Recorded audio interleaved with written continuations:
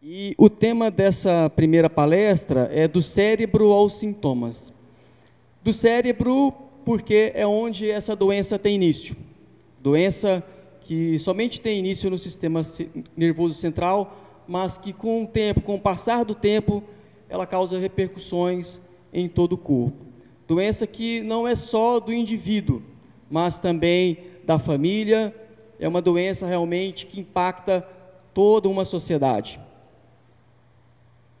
Apesar de muito parecido, o cérebro não é uma estrutura simples como a nozes.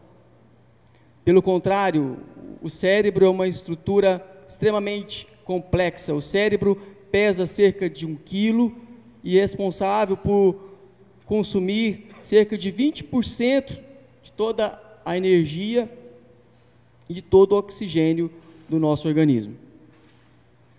Na verdade, o cérebro se parece mais com isso, com uma rede de circuitos nervosos que se comunicam, levando todo e qualquer tipo de informação, não só memória, mas pensamentos, ações e também emoções. Se tem um órgão que te faz sentir prazer, este órgão se chama cérebro. Ele, junto com os órgãos dos sentidos, visão, tato, audição, paladar, são responsáveis por registrar tudo de bom que já aconteceu e que acontece com você. Seja aí a primeira paquera, o primeiro beijo, e eu tenho certeza que muitos vão começar a lembrar, hein? As conquistas da vida, né? Aprovação num concurso, aprovação no vestibular, o casamento, o nascimento dos filhos. Mas se tem algo que te faz sofrer por ansiedade, que te faz deprimir, te faz perder o sono, também tem a ver com as memórias ruins da vida.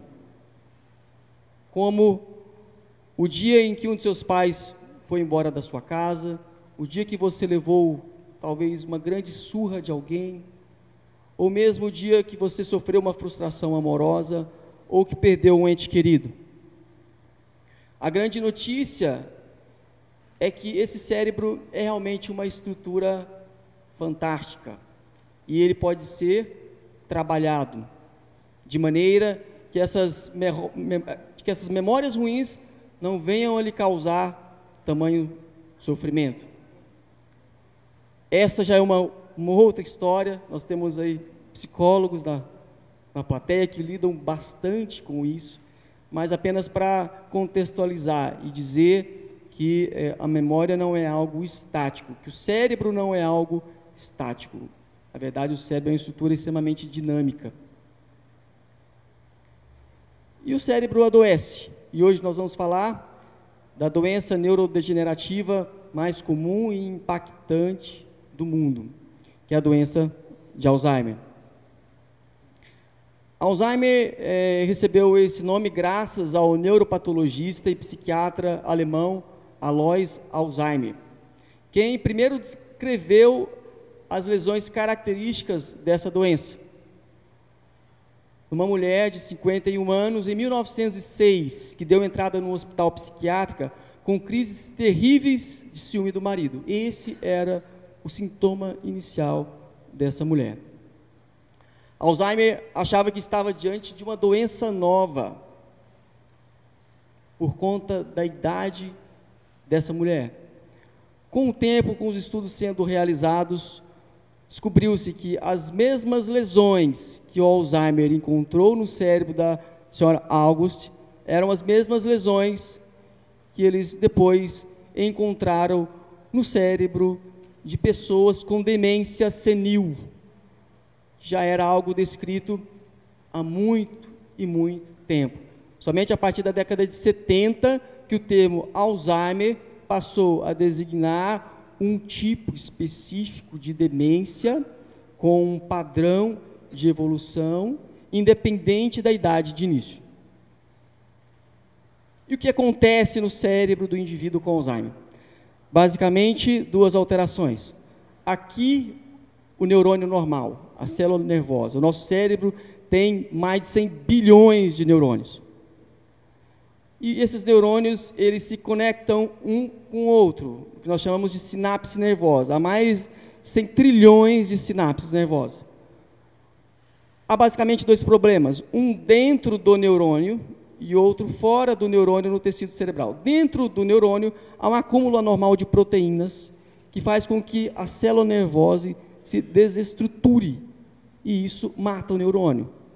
Do lado de fora, um outro grupo de proteínas também se acumulam, formando o que nós chamamos de placas senis. Essas placas, elas levam a um processo inflamatório no tecido, leva à produção de radicais livres, e isso também é tóxico para o neurônio, isso mata o neurônio.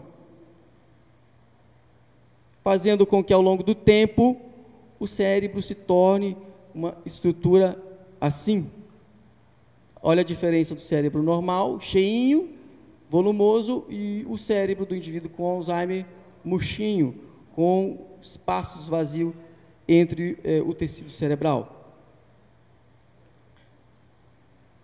O Alzheimer é uma doença, junto com as demências, de proporções epidêmicas. Os estudos estatísticos mostram que realmente, em 2050, os casos de demência irão triplicar. E isso, principalmente nos países da América Latina, e o Brasil é um desses países. Alguns países do mundo, como alguns países da Europa, alguns países orientais, os casos de Alzheimer estão reduzindo por conta de alguns fatores, escolaridade, hábitos de vida, mas no Brasil e países da América Latina existe uma tendência de aumento. Alzheimer é o principal tipo de demência, corresponde em média a 60% dos casos de demência. Demência é um termo geral que caracteriza um declínio em várias funções do cérebro, não só memória, mas atenção, linguagem, orientação, reconhecimento, organização, planejamento. Como que a doença de Alzheimer evolui ao longo do tempo? Cognição ladeira abaixo. Em azul é a evolução da cognição no indivíduo que envelhece naturalmente. Então, a gente observa que esse declínio de todas as funções, ela é leve e muitíssimo lenta, não causando maiores problemas.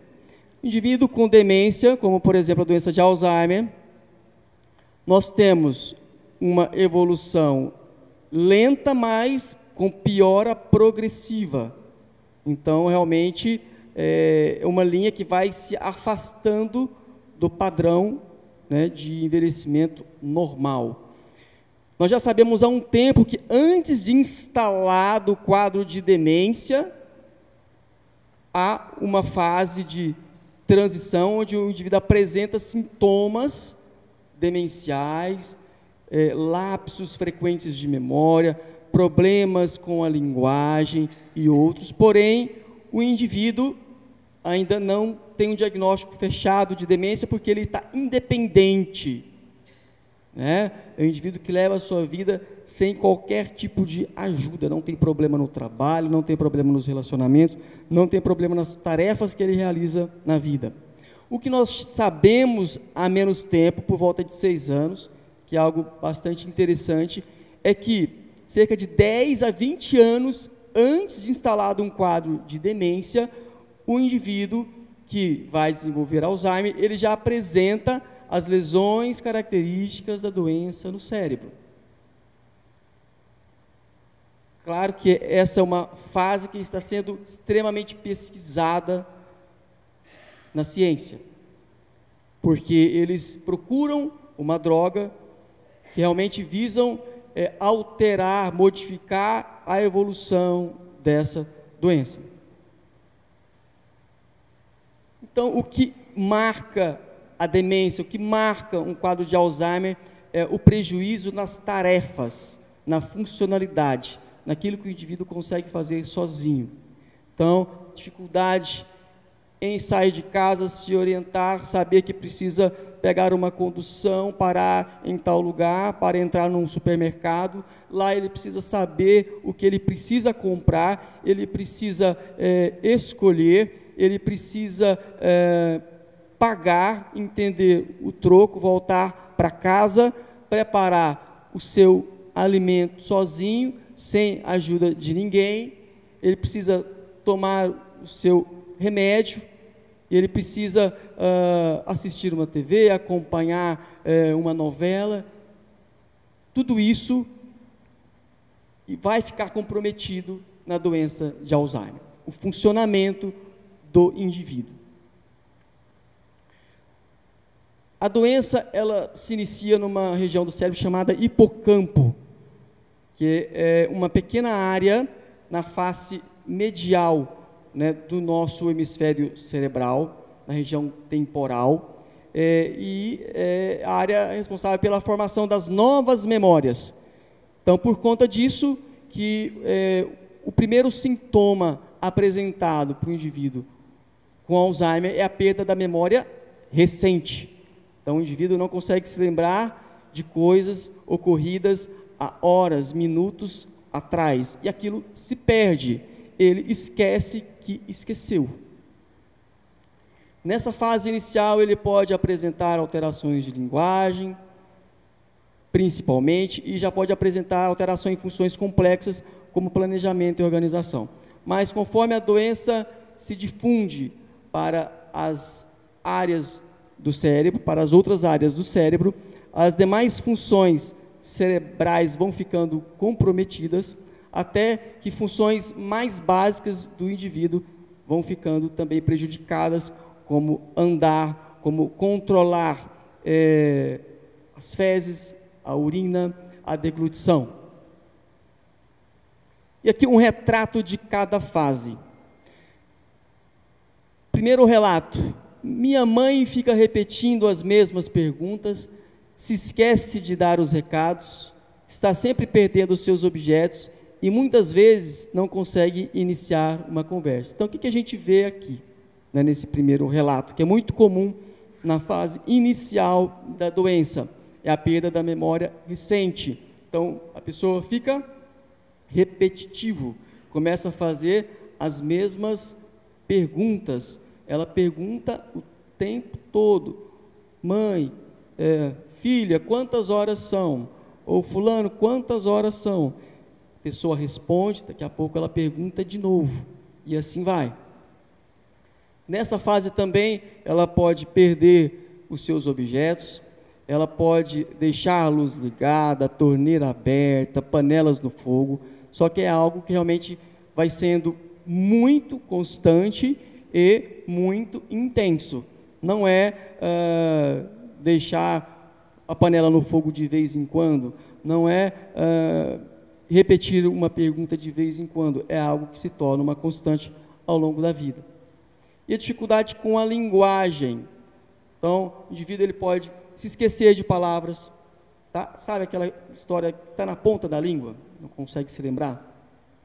Dificuldade em iniciar uma conversa, dificuldade em entender algo que está sendo falado.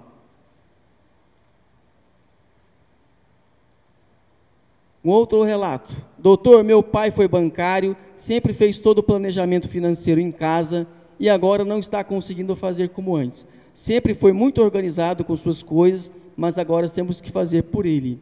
Então, aqui fica uma orientação. Pessoas com maior escolaridade, ou talvez não tiveram grande escolaridade, mas exerceram funções muito complexas na vida, o diagnóstico de Alzheimer nessas pessoas tende a ser mais difícil, muitas vezes até necessitando de uma avaliação neuropsicológica.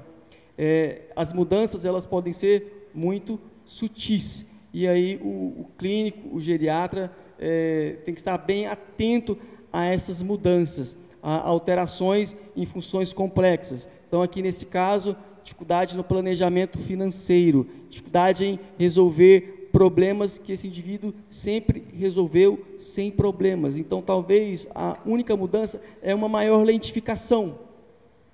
olha, doutor, meu pai era mais esperto, mas está tendo dificuldade em lidar com a questão do orçamento da casa, que ele sempre fez muito bem. Ou a dificuldade com a organização também. Um outro relato: mamãe grita comigo, fala que está ouvindo choro de criança, me chama toda hora, não para quieta, fala que a cuidadora está roubando e por isso não consigo colocar ninguém para me ajudar em casa. Então, isso aqui é característica da fase intermediária, da fase moderada da doença, que são as alterações de comportamento. Então, é um indivíduo que perambula, que não para quieto, é um indivíduo que grita, que é agressivo, que xinga o filho, é um indivíduo que grita à noite, que se agita durante o sono, e algo realmente estressa consideravelmente a família, né, e os cuidadores. Essa é uma fase em que realmente o cuidador fica numa situação de vulnerabilidade grande, com risco de grande adoecimento. Outro relato: minha tia não quer tomar banho mais e quando entra debaixo do chuveiro fica perdida, não sabe o que fazer. Agora temos que ficar de olho e dar os comandos para ela. Também na fase intermediária da doença, recusa para banho, recusa para comer, recusa para sair de casa, recusa para fazer um passeio. Isso é muito comum. E dificuldade já na realização de tarefas básicas. Então, nessa fase da doença, na fase intermediária, fase moderada, o indivíduo ele consegue tomar muitas vezes um banho, ele consegue se vestir, mas ele já apresenta algumas dificuldades e precisa ser monitorado, precisa ser orientado. É o que nós chamamos de apraxia. O indivíduo ele tem as suas funções motoras todas preservadas, mas ele perde a sequência dos atos. Para tomar um banho, ele não se lembra mais que ele precisa ligar o chuveiro, que ele precisa pegar o sabão, passar na esponja, se esfregar, depois se lavar, pegar a toalha, se enxugar. Essa sequência é perdida e há essa confusão. E a última fase da doença, que pode durar muito tempo. Às vezes a gente fala assim, última fase, fase final, fase grave, mas é uma fase que pode durar anos e anos. Não está conseguindo andar mais sozinho, está muito fraco, teve uma pneumonia, o médico disse que foi aspirativa. Então, nessa fase, o indivíduo vai realmente perdendo a sua mobilidade, ele vai desenvolvendo um quadro de parkinsonismo, rigidez, lentificação motora, movimentos realmente com bastante dificuldade. Ele pode já apresentar dificuldades na deglutição e, por conta disso, existe o risco do que nós chamamos de broncoaspiração. O alimento, ao invés de tomar o esôfago, o estômago, ele realmente penetrar a laringe e aí chegar nos pulmões e levar a um quadro de infecção pulmonar. Aqui uma série de fotografias de um grande fotógrafo, William Otermolen, que realmente ele foi diagnosticado com a doença de Alzheimer e ele fotografou as fases, ele vivenciou essas fases da doença e ele expressou ali na pintura o seu autorretrato, e aí a gente observa realmente a evolução. Olha a perfeição desse desenho, e aí conforme a doença vai evoluindo, a gente vai percebendo uma realmente diferença de nitidez até chegar numa fase mais avançada da doença. O que nós precisamos é de diagnóstico precoce, tá? Para que a gente consiga um tratamento mais eficaz, para que a gente consiga preservar funções por mais tempo, mas existem muitos desafios para esse diagnóstico precoce. Primeiro, a crença de que esquecer é da idade, de que esquecer é realmente coisa normal da velhice. A negação, eu não estou esquecido, né? Às vezes até a própria família, não. Ele lembra de coisas lá do passado, mas às vezes a gente esquece coisas do dia a dia, né, doutor? A gente esquece. né? Então, uma dificuldade realmente de aceitação.